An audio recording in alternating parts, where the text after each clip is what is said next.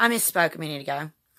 I didn't win my divorce case against James Collins because, as I so stated, starting in 2016, we're supposedly going to divorce court date, and the only thing they would ever say is continuance. Till finally, and like I said, one of those I had to walk all day the day before because all of a sudden my mother just didn't have time. This is after they had my car tore up. And somehow, I get to the Somerset gas station, and the guy's going to give me a ride over to the courthouse.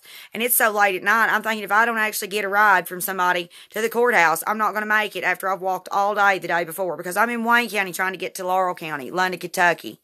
Trying to get to divorce court. After my mom told me 2 days before, I asked her 2 days before, can you take me to divorce court? And my car's tore up, just like I said. It got completely finished off while they had me in the hospital, Dr. Omar. But, hell for it, that guy creeped me out. Somehow he had a cup that looked just like one I had missing from my mother's house in his car. And he's wanting me to pour Mountain Dew in this cup. Well, of course he's driving. I don't think a thing about it. So I pour this Mountain Dew in this cup. And I'm sitting here thinking, why does he want this Mountain Dew poured in this cup? There's no ice in it. It looks just like one I've got missing from my mother's house. And somehow the guy's creeping me out, so I don't even tell him my name. But supposedly he called Donnie Robinson a week later and said something about a motel room. And the guy was straight up lying, and I don't even know how he got Donnie's number. Because I didn't even tell him my name. I sure as hell wasn't going to give him Donnie's phone number. He was creeping me out so bad, I didn't even want to ask to borrow his phone to call somebody. I didn't even want to ask to borrow the guy's phone. Because while I'm in the car with him, he makes some phone calls, and he calls and says, I'm bringing a load. And I'm thinking, I'm in the car with a drug dealer. Until I get out of the vehicle, and two guys are pointing at me saying, that's her. That's her. And I'm sitting here thinking, this is really not happening. But how did that guy know to call Donnie a week later when I didn't even give him Donnie's name? How did he even get his phone number?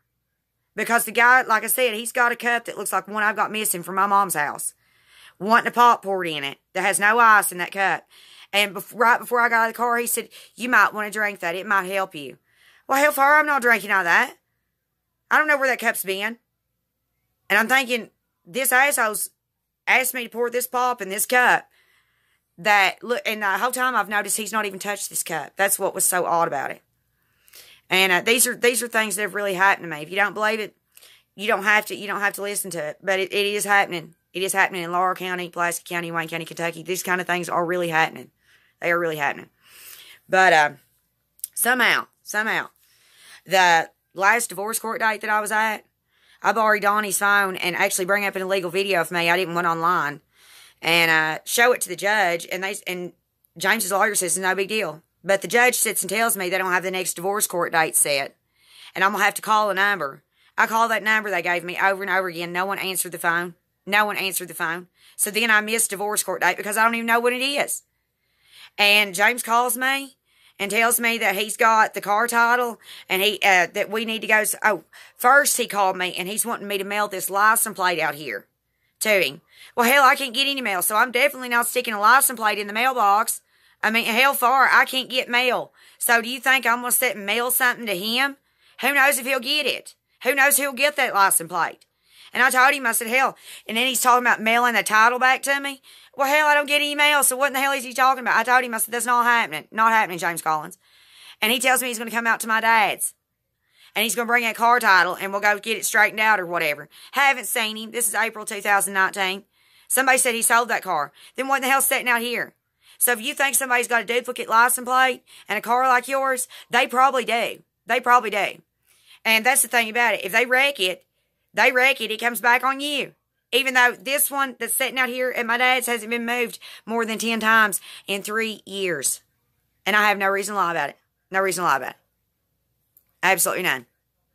But somehow I can't get James Collins to show up here at my dad's with a car title. Well, hell, it'd be hard to have a car title to something you've already sold or made a duplicate to while somebody else was running around using my information and my clothes and things they stole. Sounds logical in a way, doesn't it?